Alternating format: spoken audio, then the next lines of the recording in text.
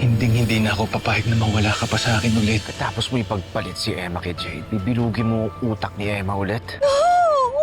Yan si Jade. Tago. Nay! Ibig sabihin, Zane, nagalit ako sa kanya nang hindi ko man lang inaalam yung totoo. Sana po talaga bumalik na si Lola, no? Ligaya? Ligaya, ikaw ba yan? Hoy! Sino ka? Parang may maingay sa labas. Kalma lang kayo. Kapitbahay lang yon. Bakit ka nandito? Dahil gusto ko mag-isip. Tsaka bakit mo ako sinundan? Pwede ba bigyan mo ako ng katahimikan, Jade? Nagawa ko na yung kasalanan na nagawa ko kay Emma. Pero hindi pwedeng wala akong gagawin para patawarin niya ako at bumalik siya sa akin ulit. Tumigil ka na, Logan. Kahit anong harang mo, hindi mo ako mapipigilan para magkabalikan kami ng asawa ko. Tuloy lang magmamahal, patuloy na lalaban. Dahil pagkatapos ng gabi, ikaw pa rin ang aking ilaw. Ikaw ang buhay dahil sa'yo. Tuloy lang magmamahal, patuloy na lalaban. Ikaw ang buhay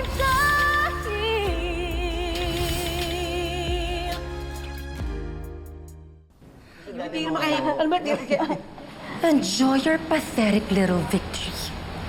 Dahil huli mo na yan, I will destroy you. Friend! Hello? Nandito pala kayo! Kanina pa kami. Oh, nakalimutan mo yata yung pa-late lunch mo. Buti pinagmerienda kami ni Mookie. Tita Jade, ayos lang po ba kayo? Bakit po ang dumi ng damit niyo? Mutong intindihan, baby girl. Nakakasalubong kasi ako ng some weirdo lunatic, tapos road rage, tapos nagwala-wala siya hanggang sa nagkagulo-gulo na and this happened. But don't worry, I'm fine. Anyway, kain na tayo. Total, parating na rin si Danilo. Teka, so yun na nga, friend. Napagkwentuhan namin kanina si Ligaya. Alam mo naman, medyo wala naman kami pang balita sa BFF namin. Oo, correct. Tsaka di ba, ikaw yung huli niya nakita bago siya pumunta ng Cebu? Ang tagal na kasi.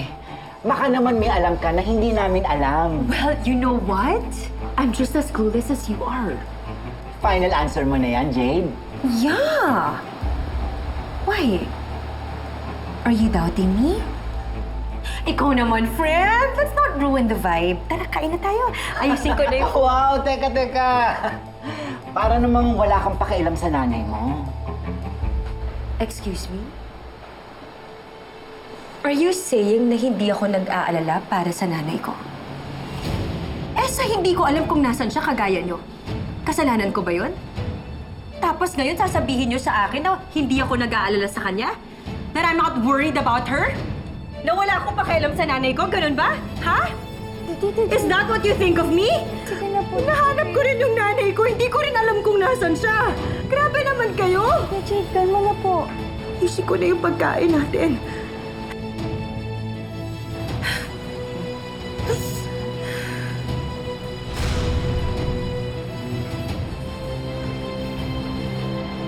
Siyempre hindi.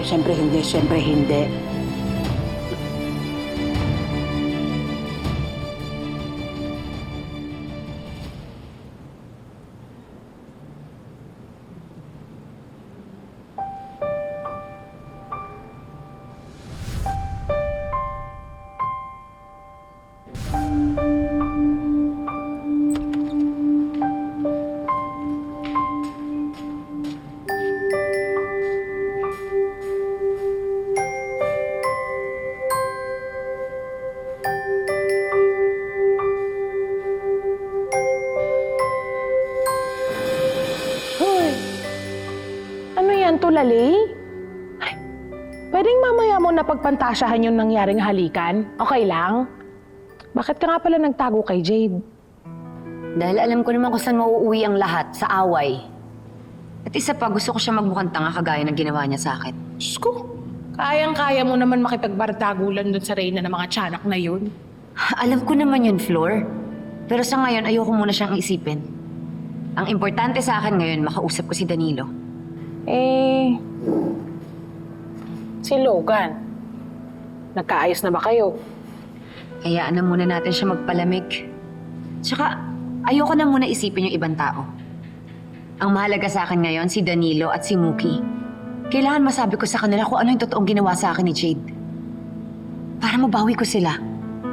Eh si Danilo, kailan ulit kayo magkikita?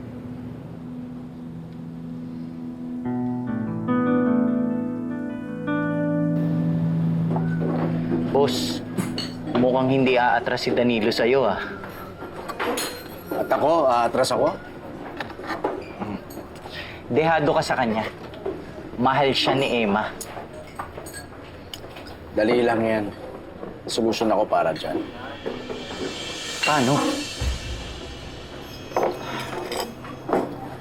Yung galit ni Emma na naramdaman niya nung nalaman niyang pinagpalit siya kay Jay. Gagamitin ko rin yun. Araw-araw ko ipapaalala sa kanya kung paano siya ginago ng feeling asawa niya.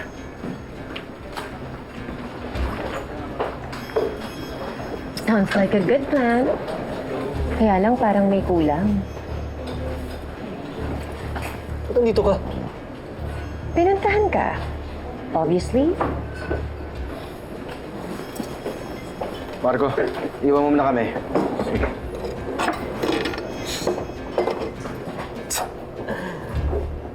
Parang alam ko na kung bakit ka nandito. Gusto mo makipag-collab sa akin laban kay Emma at Danilo. Tama?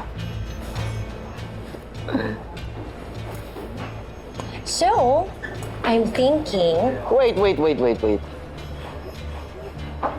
Assuming ka, pumayag ba ako? Akala ko ba okay sa'yo na magplano tayo together?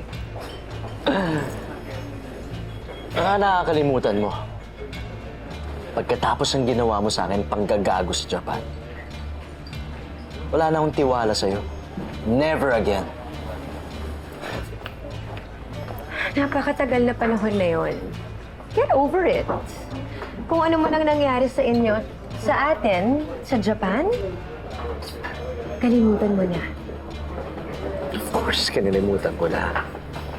Pati tiwala ko sa'yo, kinalimutan ko.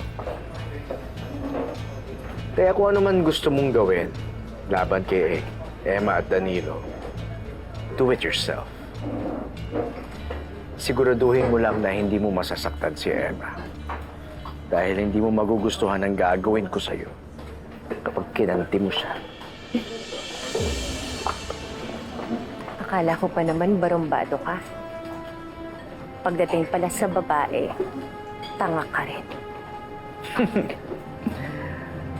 Well, Jane, alam mo naman ako pagdating sa pagmamahal. Naranasan mo nga, di ba?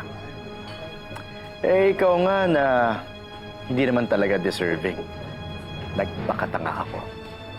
Si Emma pa kaya? Ang layo sa'yo. Emma? Jane.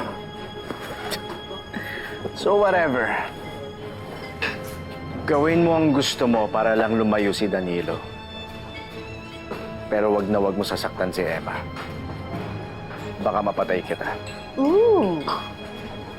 Is that a threat? So pathetic. But fine. Kung ayaw mong tanggapin ang tulong ko, bahala ka. Yung plano mo, paalala kay Emma kung paano siya sinaktan ni Danilo. So lame. Sigurado ako mabibigo ka lang.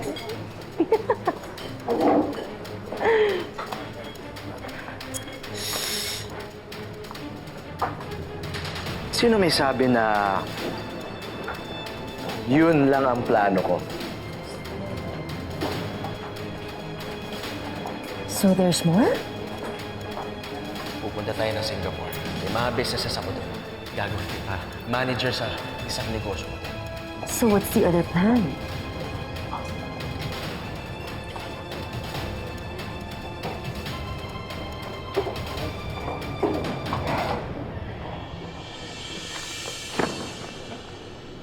Yulugan?